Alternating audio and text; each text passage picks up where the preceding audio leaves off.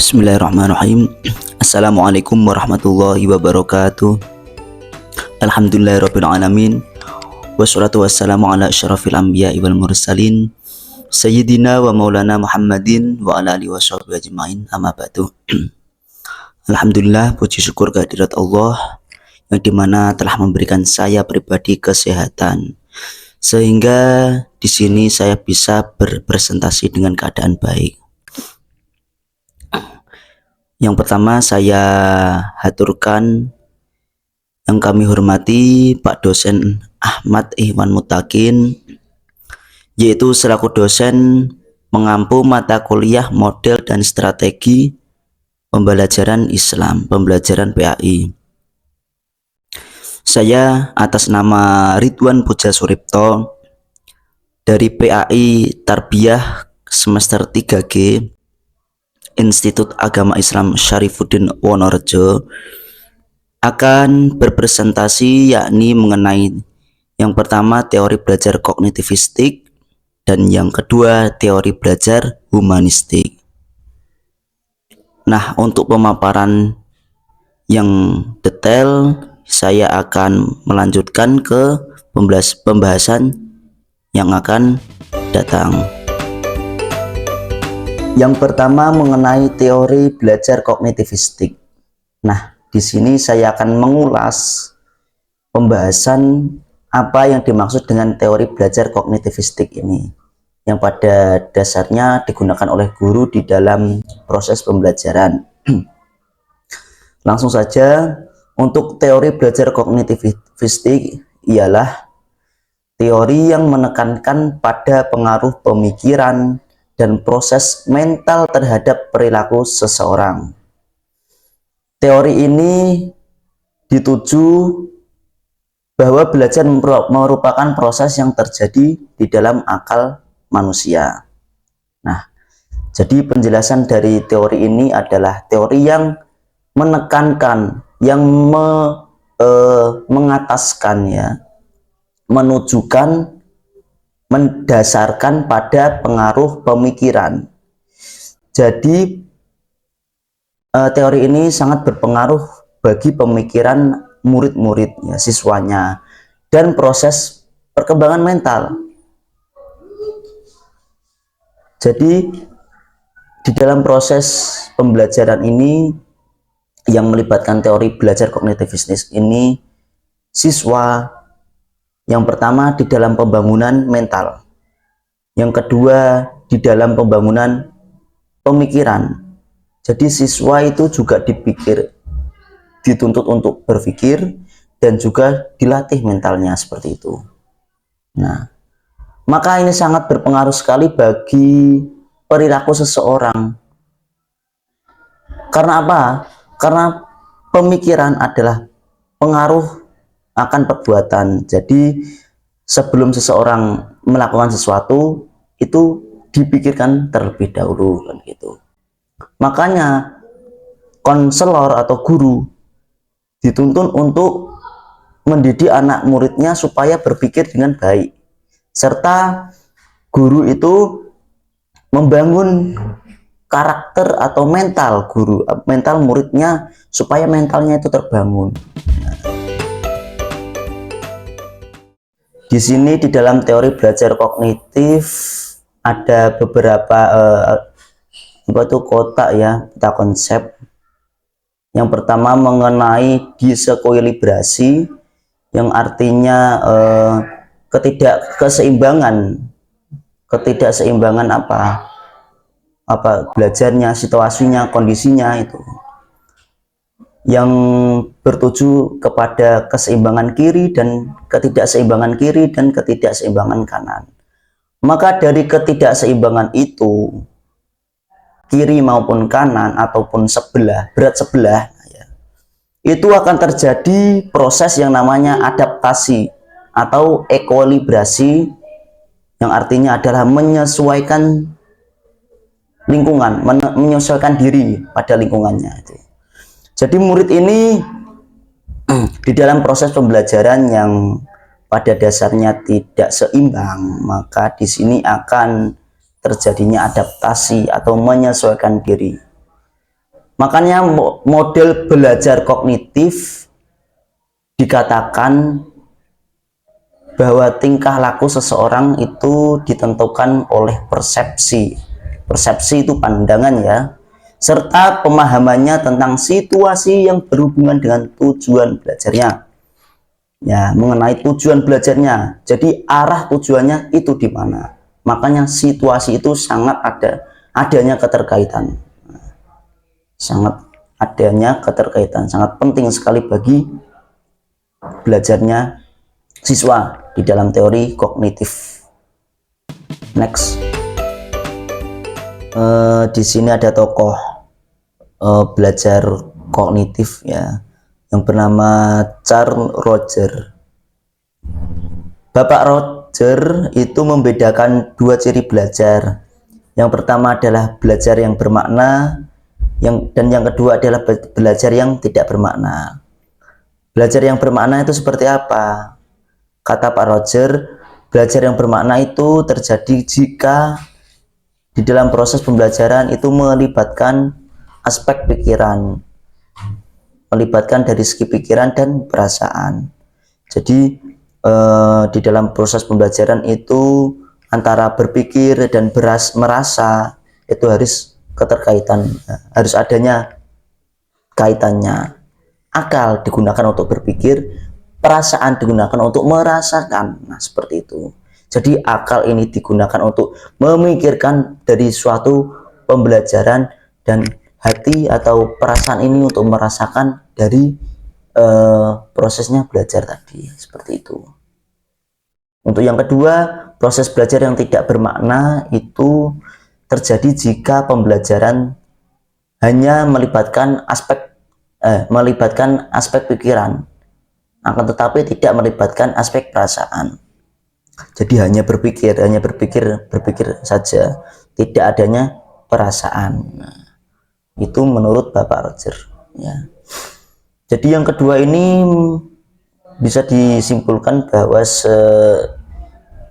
seandainya belajar, andaikan belajar itu memiliki proses yang cukup rumit, itu akal yang digunakan, pikiran yang digunakan, tanpa menggunakan atau aspek perasaan. Nah, di situ. Oke, next. Nah, pemaparan yang kedua atau materi yang kedua yaitu mengenai teori humanistik. Dari pemaparan teori humanistik yang pertama adalah apa? Suatu teori yang di dalam pembelajaran itu mengedepankan bagaimana manusia, bagaimana seseorang memanusiakan manusia, dan peserta didik mampu mengembangkan potensi dirinya. Nah, di dalam pembelajaran, apa maksud dari memanusiakan manusia ini sendiri? Di dalam buku psikologi belajar atau psikologi pendidikannya, itu ada yang namanya memanusiakan manusia. Jadi setiap anak, setiap siswa itu diajari bagaimana mereka bersosialisasi atau berinteraksi ya, bercakapan kepada teman sebaya atau yang ada di dalam kelas itu. Jadi bagaimana teori ini mengajarkan bagaimana seorang siswa itu bisa menghargai satu sama lain, bisa menghormati satu sama lain, seperti itu. Human berarti manusia, mistik itu ilmu. Jadi ilmu yang apa? Ilmu yang kemanusiaan, tentang kemanusiaan. Maka teori ini adalah benar, yaitu memanusiakan manusia. Itu yang pertama. Pengertian yang kedua, di dalam proses belajar dikatakan berhasil ya, sukses jika siswa dapat memahami lingkungan dan dirinya sendiri.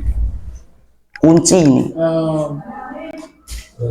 memahami lingkungan atau situasi di dalam kelas, situasi di dalam forum. Seperti apakah situasi itu?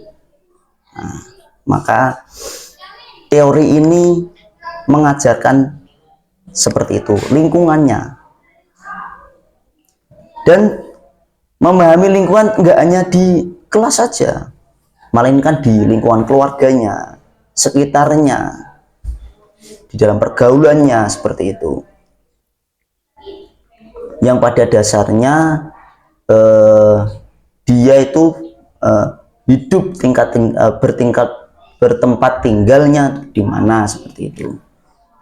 Dan teori ini sangat penting bagi dirinya sendiri, dalam arti mengedepankan dirinya sendiri, bisa memahami dirinya sendiri, seperti bisa mengerti kelemahan atau kekurangan di dalam dirinya sendiri.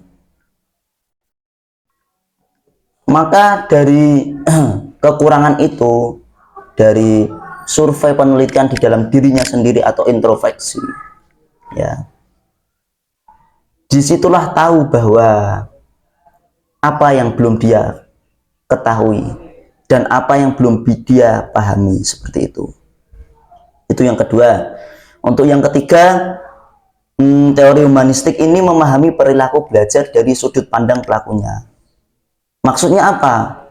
Memahami perilaku belajar itu dari siapa yang menyampaikan, dari siapa asalnya belajarnya itu, sumbernya dari siapa, guru, seperti itu. Siapa gurunya? Biasanya kadang anak murid itu menyukai guru-guru yang humoris, guru-guru yang baik. Maka disitulah teori humanistik ini sangat berpengaruh sekali.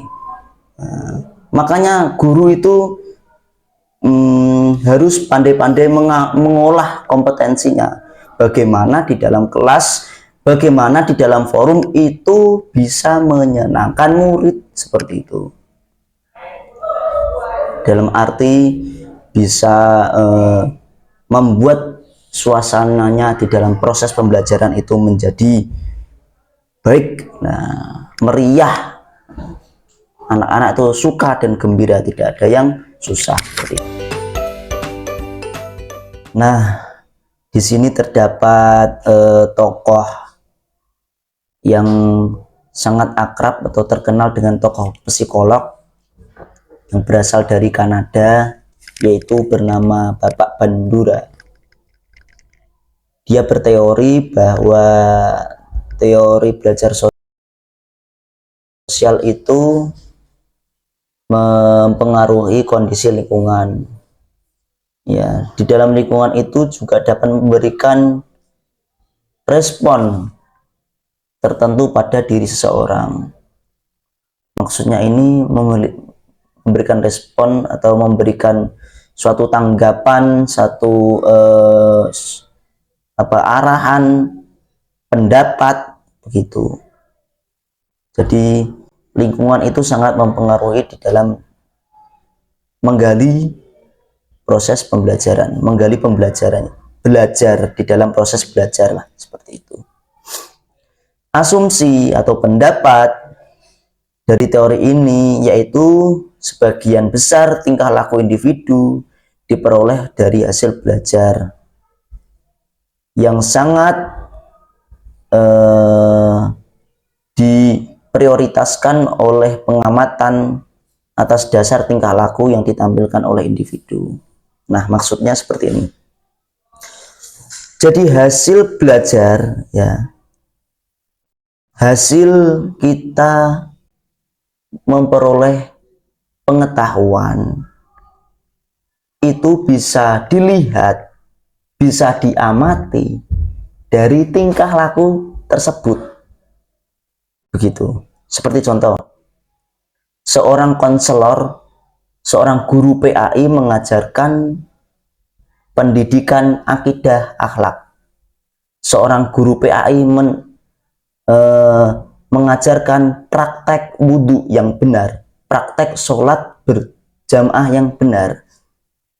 Nah, caranya bagaimana bisa mengetahui bahwa guru itu sudah berhasil atau sukses di dalam menyampaikan materinya?